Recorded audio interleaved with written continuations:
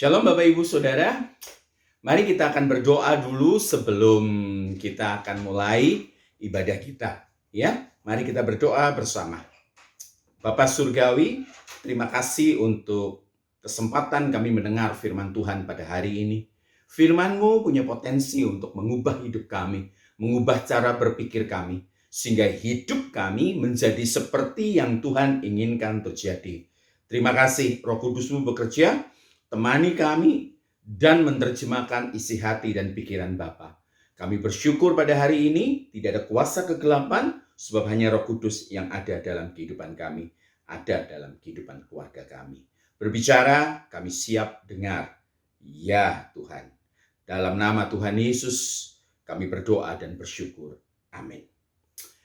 Bapak Ibu Saudara, kita ada di bulan kesekian yang namanya pandemi. Kita ada di PPKM yang keempat dan kita sudah mengalami banyak peristiwa, ada banyak kematian, ada banyak kesusahan. Namun mari kita lihat dari perspektif Tuhan. Ya, kalau kita sebagai orang yang percaya, kalau kita menyebut kita seperti Yohanes 1 ayat 12 sebagai anak-anak Allah, tentu kita akan melihat bukan dari perspektif kita. Kenapa Tuhan izinkan semuanya ini terjadi? Tapi mari kita lihat dari perspektifnya Tuhan kita. Kalau masalah ini boleh terjadi, kalau masalah ini diizinkan terjadi, pasti ada pembelajaran dari Tuhan. Pasti ada yang Tuhan inginkan. Oleh sebab itu saya ajak Bapak Ibu Saudara untuk baca firman Tuhan. Ya, kalau kita baca firman Tuhan, walaupun nanti saya akan akan saya sebutkan beberapa ayat, tetapi saya harap Bapak Ibu di rumah masing-masing, Bapak Ibu juga akan menggali sendiri dari satu perikop-perikop yang ada. Sehingga dari kerangka berpikir Bapak Ibu Saudara, Saudara akan mengerti dengan jelas apa yang dimaksudkan oleh firman Tuhan. Kita buka sama-sama Bapak Ibu Saudara dari Ibrani 12 ayat 26 sampai 28. Ayat ini sangat memberkati, namun banyak hamba Tuhan ya di luar sana tidak pernah membahas ayat ini. Ayat ini begitu indah ya. Saya bacakan. Waktu itu suaranya, suara Tuhan menggoncangkan bumi. Tetapi sekarang Tuhan memberikan janji. Perhatikan ya. Satu kali lagi aku akan menggoncangkan bukan hanya bumi saja, melainkan langit juga. Ini luar biasa Saudara. Ungkapan satu kali lagi menunjuk pada perubahan pada apa yang dapat digoncangkan. Berarti semua akan digoncangkan, semua tatanan akan digoncangkan. Karena ia dijadikan supaya tinggal tetap apa yang tidak tergoncangkan, unshakable. Jadi karena kita menerima kerajaan yang tidak tergoncangkan, unshakable kingdom, marilah kita mengucap syukur dan beribadah kepada Allah menurut cara yang berkenan kepadanya dengan hormat dan takut. Bapak Ibu Saudara, ya kalau kita lihat saya bukan mau mengungkit pandemi virus dan lain sebagainya, tapi saya mau bawa saudara pada perspektif yang berbeda ya. Kalau kita udah pernah ya dalam umur hidup kita udah tahu ada namanya virus SARS ya, yang ada di Hong Kong, Taiwan, di Cina, terus Ebola yang ada di Afrika. Masing-masing biasanya hanya lokal, hanya di lokal tertentu yang terjadi. Bahkan kalau kita lihat ada Spanyol dan kemudian flu Spanyol, kita melihat dengan jelas yang terjadi hanya satu bagian saja. Tetapi kali ini ada sebuah peristiwa yang kita tahu sendiri ya, dan kita tahu pandemi ini global. Dan sampai hari ini bahkan ilmuwan yang paling pintar sekalipun kewalahan. Nah, pasti ada yang terjadi. Nah, kita percaya sebagai orang Kristen ya, yang namanya akhir zaman. Kita yang namanya akhir zaman, dan banyak hal di antara para hamba-hamba Tuhan membicarakan mengenai akhir zaman. Bapak Ibu Saudara, kalau kita periksa di firman Tuhan di 2 Timotius 3 ayat 1 sampai 5, saya akan bacakan. Ketahuilah bahwa pada hari-hari terakhir akan datang masa yang sukar. Tuhan tidak pernah menjanjikan bahwa bumi ini akan jadi lebih baik. Tidak akan pernah. Nanti dikatakan gemah ripalo jinawi, ya tongkat kayu ditaruh di tanah dan jadi tanaman, kolam susu dan lain sebagainya. Tuhan tidak pernah janjikan bahwa surga ini ada di bumi ini. Tidak pernah. Maka dari itu di dalam kitab Wahyu dikatakan ada langit baru dan bumi yang baru. Dan bahkan dikatakan ada Yerusalem baru. Bumi ini akan jadi apa, Pak Michael Sony? Bumi ini akan dihancurkan sampai dikatakan firman Tuhan sampai unsur yang paling kecil. Jadi dikatakan firman Tuhan di 2 Timotius 3 ayat 1 bahwa pada hari terakhir, ada hari-hari terakhir, ya bukan disebut hari, tapi hari-hari terakhir akan datang masa yang sukar. Itu sebabnya kalau kita melihat, ya semuanya tambah worse, semuanya tambah buruk. Baik kualitas kehidupan, baik ekonomi, baik semua tatanan yang ada, dan juga tentunya moral. Nah, mari kita melihat dengan jelas kebenaran firman Tuhan. Jadi itu sebabnya Tuhan inginkan sebenarnya apa di masa-masa yang sukar? Kita memindahkan hati kita ke surga. Maksudnya apa? Selagi kita ada di bumi, selagi kita diizinkan Tuhan, yang seperti kitab Mazmur berkata, umur kita hanya 70. Saya pakai terjemahan yang lain, kalau belum selesai, sampai umur 80. Itu artinya apa? Seumur hidup kita, sisa umur kita, berapapun umur kita persiapkan diri dengan cara apa? Memindahkan hati kita ke surga. Kita mulai mengungsikan hati kita ke surga. Pengharapan kita sudah tidak ada lagi di bumi ini, tetapi pengharapan kita ada di surga. Ya, itu sebabnya kalau kita punya pengharapan seperti ini, maka kita akan memiliki batinnya yang siap. Kalau zaman dulu tahun-tahun 60, tahun 70, ya saya ingat yang tahun 70, Saudara, ya, orang-orang Kristen itu mereka bernyanyi, rumahku ada dalam surga, rumahku ada di dalam surga. Terus kemudian nyanyi, oh Yerusalem. Sayang lagu-lagu seperti ini, lagu-lagu yang dinyanyikan hanya di penghiburan kematian, penghiburan kedukaan. Padahal lagu-lagu ini adalah lagu-lagu pengharapan yang mengajak orang yang menyanyikannya, yang mendengarnya untuk memindahkan hati ke surga. Nah, kalau kita bahas mengenai semua tergoncangkan, semuanya tergoncangkan, Bapak Ibu Saudara. Tidak ada yang tergoncangkan. Nah, saya katakan kalau Tuhan ada di hidup kita, ya Tuhan ada di hidup kita, ada unshakable kingdom, ada unshakable, ya, ada unshakable God, ya, yang ada di hidup kita, sehingga ya walaupun semua peristiwa, ya mungkin semua ikut goncang, ya. Kalau saya ajak saudara berpikir seperti ini, Jepang itu ada satu negara, Jepang adalah satu negara yang mungkin paling banyak gempa bumi ya di muka bumi ini selain Indonesia. Saudara tahu gedung-gedung di sana, salah satu gedung yang saya tahu adalah punya absorber, ya, punya apa? Punya apa namanya seperti shock breaker, ya. Jadi dia kena gempa, kena dampak gempa, tetapi diminimalisir. Jadi orang Kristen ya, kita tidak boleh sama dengan yang ada di dunia, ya, yang membedakan kita dengan orang-orang yang tidak percaya Yesus. Nah, nanti kita akan bahas. Yang tidak percaya Yesus itu harus ada pembedaannya. Kalau kita sama dengan mereka yang tidak percaya Yesus, maka pertanyakanlah kekristenan kita. Ya, jangan-jangan kita sudah serupa dengan mereka. Ya, saya mau ingatkan ketika orang Kristen pertama kali tahun 30, ya, ketika Tuhan Yesus mati, itu Tuhan Yesus disalib, Tuhan Yesus dikubur, Tuhan Yesus bangkit, Tuhan Yesus naik ke surga, Roh Kudus turun, jemaat Tuhan lahir, itu tahun 30. Bapak Ibu Saudara, orang Kristen pada zaman itu ketika mereka disebut Kristen, ya, ketika mereka dituduh, bahkan dalam tanda petik mereka dituduh Kristen, mereka akan mengalami apa? 4 hal. Ditangkap, dimiskinkan, dianiaya, dibunuh. Dari ditangkap sampai dibunuh, usianya hanya 3-6 bulan.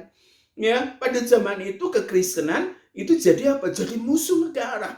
Ya, ada kaisar yang paling gila, yang paling jahat, yang paling kejam, yang paling sadis dan bengis, namanya Kaisar Nero, sampai kaisar yang namanya Domitianus. Ya, Kaisar Domitianus yang pada saat apa? Yang pada saat kaisar ini, ya, Rasul Yohanes menuliskan kitab Wahyu dengan didikte dari Tuhan Yesus sendiri. Dan kita melihat orang zaman itu, ya, karena kekristenan adalah musuh negara, maka mereka akan mencari-cari orang Kristen. Nah, ini orang Kristen jadi seperti pesakitan. Bagaimana mereka bisa mengenali bahwa orang yang ada di masyarakat, yang berjalan di pasar, yang berjalan di lapangan itu orang Kristen? Mudah, Bapak Ibu.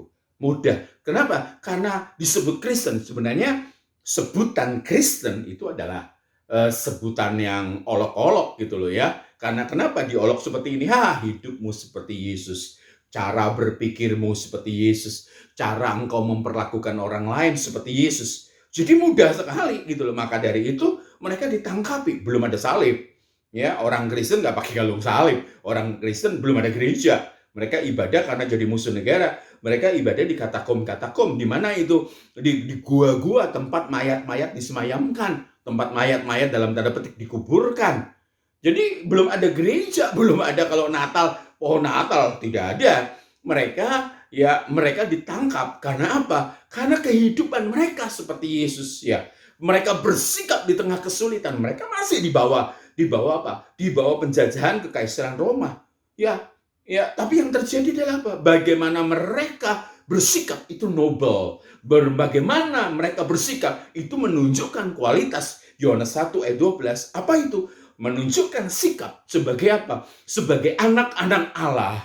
Jadi kalau kita belajar kebenaran firman Tuhan, ya, kita akan lihat kalau Tuhan izinkan ini terjadi. Permisi bicara, seharusnya kita panen raya. Kenapa? Karena kita otomatis akan dilihat oleh sekeliling kita. Bagaimana kita bersikap di tengah kesulitan ekonomi. Bagaimana kita bersikap di tengah apa? Di tengah banyak penderitaan. Justru kita akan kelihatan, saudara, kelihatan kualitas kita. Saya harus katakan bahwa emas murni hanya bisa dibuktikan di api yang besar. Emas yang murni dimasukkan, dipanasi dengan api yang besar, maka emas yang murni itu akan meleleh di satu sisi. Yang logam campuran akan meleleh di tempat yang lain, dan kotoran itu akan terbakar habis. Jadi pandemi ini kalau Tuhan izinkan, ada goncangan yang luar biasa. Di dalam kita ada unshakable kingdom, ada unshakable God, ada Tuhan yang tidak tergoncangkan dengan kerajaannya tetap. Itu sebabnya di tengah pandemi yang ada, seharusnya walaupun kita merasakan dampaknya, seharusnya ya kita akan menyikapi dengan yang berbeda. Saya ajak saudara masuk ke berikutnya. Ya, di Alkitab bicara mengenai goncangan. Saya akan ajak saudara yang terkasih di rumah membaca sama-sama firman Tuhan dari Lukas 22 ayat 24 sampai 34. Tetapi saya mungkin ambil cuplikan-cuplikannya saja. Ayat 31 ya. Itu ayat ini unik ya, karena murid-muridnya ya menyedihkan sekali. Ikut Yesus itu dengan agenda ya untuk memperbaiki taraf hidup, memperbaiki ekonomi, sehingga jangan kaget kalau di Alkitab Bapak Ibu lihat, Bapak Ibu baca, yang terjadi adalah apa? Masih ada rebutan siapa yang duduk di samping kiri, siapa yang duduk di samping kanan, dan aromanya nepotisme dan lain sebagainya. Tuhan Yesus bicara dengan hal itu, dan ya saya percaya Tuhan Yesus sedih sekali. Ayat 31 ya, tiba-tiba Tuhan bicara kepada Simon, tentu ada alasannya. Simon Petrus maksud saya.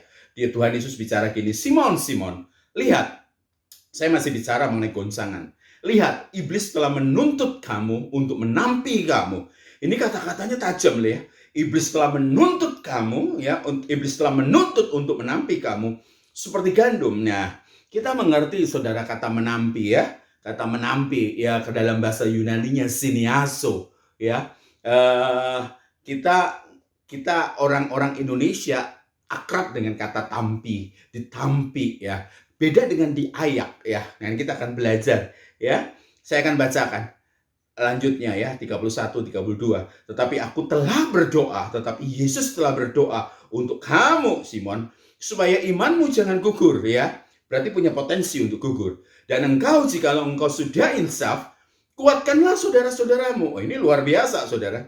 Jawab Petrus, Tuhan, nah ini ya. Ini orang yang dalam tanda petik percaya. Ya, dalam tanda petik percaya, ya, ngomongnya seperti ini. Wah, naratif sekali. Tuhan, aku bersedia masuk penjara dan mati bersama-sama dengan engkau.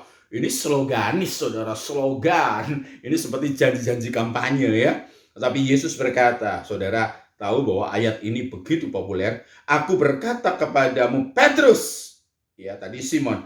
Petrus, Hari ini ayam tidak akan berkokok sebelum engkau 3 kali menyangkal bahwa engkau mengenal aku. Bapak, Ibu, Saudara, kita akan periksa kata dalam bahasa Yunani ya untuk menampi adalah siniaso. Kalau menyaring, Saudara, tidak ada goncangan yang berarti ya. Kalau diayak itu tidak ada goncangan yang berarti. Tapi kalau menampi itu ada gerakan dinaikkan dan diturunkan, lebih menunjuk kepada tindakan yang menggoncang. Dunia sedang dibawa kepada masa transisi dari masa menuai ke masa menampi. Nah, kita sadar atau tidak sadar apa yang kita belajar di pandemi ini, kita selalu katakan apa? Wah, masa menuai, masa menuai, masa menuai. Nah, kalau kita yang di negeri agraris seperti ini, kita tahu kalau ada panen-panen raya, ada panen padi, kalau di tempat sana panen gandum, maka gandum padi-padi itu akan dikumpulkan dan diikat, dibawa kemana? Ya, Saudara, sebelum dibawa ke lumbung, kalau sepengetahuan saya, karena saya hidup di daerah yang sekitar saya banyak sekali pertanian, maka sebelum disimpan ditampi dulu ya. Ditampi. Nah, kalau kita bisa melihat penampian, itu digoncang ke atas, digoncang ke samping, digoncang ke kiri, digoncang ke atas. Yang terjadi adalah apa? Tidak ada menampi di dalam. Tidak ada menampi dalam rumah. Menampi itu selalu ada di luar. Kenapa? Kalau orang-orang di sekitar rumah saya tahu bahwa apa? Kalau ditampi di luar, maka akan ada bantuan angin. Sehingga yang kosong itu akan tersingkir ke kanan ke kiri. Yang kotor akan tersingkir ke kanan ke kiri ke depan. Nah, yang luar biasa adalah apa? Begitu yang isi baru tinggal. Nah, ini loh, ya, orang yang harus sadar. Sekarang kita sudah, ya kalau saya katakan, ini kita sudah ada di masa yang namanya shifting. Masa perubahan dari masa penuaian ke masa apa? Masa penampian. Ya, hanya mereka yang berisi yang tinggal tetap, tetapi mereka yang kosong, ya, mereka hanya menyebut beragama Kristen, ya, tetapi tidak seperti yang Kristen dalam arti yang sesungguhnya yang saya katakan tadi. Kristen itu disebut Kristen karena hidupnya seperti Yesus, kelakuannya seperti Yesus, cara memperlakukan orang lain seperti Yesus, istilahnya apa? Hidup dalam kekudusan seperti Yesus dan mengejar ya perkenanan Bapa seumur hidup. Nah, jadi Kristen nggak ada resiko. Jadi maafkan saya, beragama Kristen tidak ada resiko, tetapi menjadi seperti Yesus, resikonya adalah apa? Sangat tinggi. Minimal kita akan mengalami pemurnian, kita akan mengalami penampian. Kenapa? Hanya mereka yang berisi yang akan tinggal tetap, yang akan dibawa ke lumbung Tuhan. Jadi Bapak, Ibu, Saudara, kalau hari-hari ini masa yang susah, kita semua mengalami. Mari kita respon dengan benar. Kita mesti ngelihat percaya kita kepada Tuhan. Ya, dengan mulut mengaku dan hati percaya, itu ayat sangat terkenal. Dengan mulut mengaku, Saudara jangan berpikir begini, oh mulut mengaku. Ya, makanya kadang-kala saya tanya pada teman-teman STT, sudah terima Yesus belum? Oh, sudah. Sudah lahir baru? Sudah. Oh, sudah. Saya tanya, kapan lahir barunya? Oh, saya udah lahir baru. Saat apa? Saat ada KKR, ketika saya dipanggil ke depan untuk terima Yesus, saya katakan terima Yesus belum lahir baru, Saudara. Kalau orang menikah, ya yang jadi bayi lahir itu prosesnya 9 bulan lebih, Saudara. Ya, ketika ovum ketemu dengan sperma itu belum lahir, ya. Bahkan ketika ovum dengan sperma ketika bertemu akan jadi apa? Akan jadi sikut. Belum ada kelihatan matanya, belum ada kelihatan kaki tangan, belum ada kelihatan jenis kelaminnya. Perlu lebih dari 9 bulan untuk jadi bayi dengan teriakan yang keras. Maka dari itu saya katakan, orang Kristen hari-hari ini di tengah goncangan yang besar, di tengah shifting yang besar, kita mesti ngerti, ya, akan kelihatan Kristen agama dan Kristen keserupaan dengan Tuhan. Jadi kalau kita mau belajar lebih dalam, ya dengan mulut mengaku, Saudara mesti lihat ketika firman Tuhan itu ditulis, ya pada saat itu ditulis dengan mulut mengaku, itu resiko kalau ngaku, ya saya katakan tadi 4 hal, ditangkap, dimiskinkan, pasti dimiskinkan, hartanya diambil untuk negara, setelah itu disiksa, ya disiksa, Saudara disiksa setengah mati, dan yang namanya centurion, yang namanya prajurit-prajurit Romawi, mereka piawai, mereka ahli dalam menyiksa. Kalau sekarang mungkin kita tidak ada resiko kalau kita, apalagi di negara Indonesia, ya, di negara Indonesia kalau kita ngaku jadi Kristen nggak ada resiko, ya. Makanya saya harus merefleksikan dengan diri saudara sendiri, apakah saudara betul-betul dengan mulut mengaku, sudah mulut mengaku, pengakuan itu saudara, pengakuan itu tentu ada kewajibannya. Kita seringkali nuntut hak kita tetapi mengabaikan kewajiban dengan mulut mengaku dan hati percaya. Percaya dalam bahasa Yunaninya bagus, pisteo. Pisteo itu artinya apa? Oh, bukan hanya sekedar percaya, tetapi apa? Percaya, pisteo, yang ambil dari mulut mengaku dan hati percaya, artinya memberikan hidup sepenuh.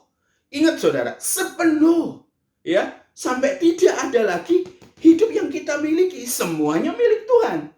Nah, seringkali kita kan hitung-hitungan dengan Tuhan, ya, seringkali hitung-hitungan dengan Tuhan. Kekristenan yang benar, ya, adalah apa? Memberikan hidup sepenuh buat Tuhan sampai nggak ada yang sisa. Maka dari itu, kalau saudara memberikan hidup sepenuh buat Tuhan, artinya kenapa? Hidupmu bukan engkau lagi, tetapi Yesus jadi pemilik tunggalnya. Kita nggak boleh main seenaknya saja. Pak Michael Sony, kalau begitu, sulit mana Kristen zaman dulu sama zaman sekarang? Kalau dulu saudara ketahuan Kristen, ditangkap, dimiskinkan, dianiaya, dibunuh. Kalau sekarang saudara jadi Kristen, ya mungkin tidak seperti zaman dulu, 3-6 bulan umurnya di bumi. Kalau sekarang kita akan mungkin sampai mati kita akan Kristen. Resikonya berat di mana? Buat saya, resikonya paling berat jadi orang Kristen yang zaman sekarang. Loh, kok bisa begitu? Karena kenapa? Untuk membuktikan pengakuan di mulut kita, membuktikan hidup kita yang kita serahkan kepada Tuhan, itu perlu waktu sampai kita menutup mata. Termasuk di era pandemi ini, kita tidak berubah iman kita. Ya, hampir di semua rumah tangga kekristenan hari-hari ini yang jadi topik adalah pandemi, virus. Ya, memang kita harus tanggung jawab hidup, mesti jaga, mesti menghormati pemerintah yang menjalankan PPKM, tapi jangan lupa, ya, yang jadi topik seharusnya bukan pandemi, karena pandemi itu tools, ya, jadi tools saja untuk apa? Untuk menampi kita, ya, untuk menampi kita. Pandemi virus itu hanya tools kita, dan saya harus berkata seperti ini, harusnya yang jadi fokus kita adalah apa? Tuhan, ya, harusnya Tuhan. Harusnya fokusnya kita harus bertanya kepada Tuhan. Jika Engkau izinkan ini terjadi, seperti Roma 8:28 bicara, pasti ada rencana Tuhan. Pasti ada rencana Tuhan. Hanya murid-murid yang sekolah, hanya mahasiswa yang belajar, yang menyelesaikan semesternya dengan genap, dengan selesai, yang berhak untuk masuk apa? Ke tempat yang namanya ujian. Hanya mereka mahasiswa yang menyelesaikan semua SKS-nya, semua tugasnya, dan tingkat kehadirannya yang boleh masuk untuk apa? Ujian skripsi, ya. Dan demikian juga sampai tesis dan disertasi. Orang-orang Kristen yang Tuhan izinkan, ya, yang Tuhan izinkan permasalahan terjadi, tentu semuanya di dalam ukuran Tuhan, tidak akan melebihi kekuatan kita. Jadi kalau kita melihat semua peristiwa ini terjadi, kita melihat ini masa kekristenan naik kelas, ya. Ini masa kekristenan akil balik. Ini masa kekristenan berubah jadi apa? Jadi mempelai yang agung, mempelainya Tuhan Yesus Kristus yang tidak bercacat dan tidak bercelah. Jadi kita melihat semuanya digoncangkan, termasuk kita. Tapi at the end, kita akan lihat kualitas kita, kualitas rohani kita naik tingkat jadi emas. Percaya kita sebelumnya hidup saudara, me, mine, myself, aku. Tetapi di pandemi ini, saudara akan kehilangan, mengizinkan Tuhan ambil alih. Saudara dengan rela, dengan kesadaran, menyerahkan semuanya. Hidupku punya Tuhan. Jadi orang-orang yang seperti ini, pasti dengan sesamanya akan baik. pasti dengan sesamanya akan perhatian. Orang yang mencintai Tuhan terlihat dari kehidupan sehari-hari. Akhir kata, saudara, di pandemi ini tetaplah kuat. Keluarlah seperti emas. Di pandemi ini kita belajar berharap. Berharap kepada Tuhan sungguh-sungguh. Jika Tuhan izinkan sesuatu terjadi, pasti semua untuk kebaikan kita.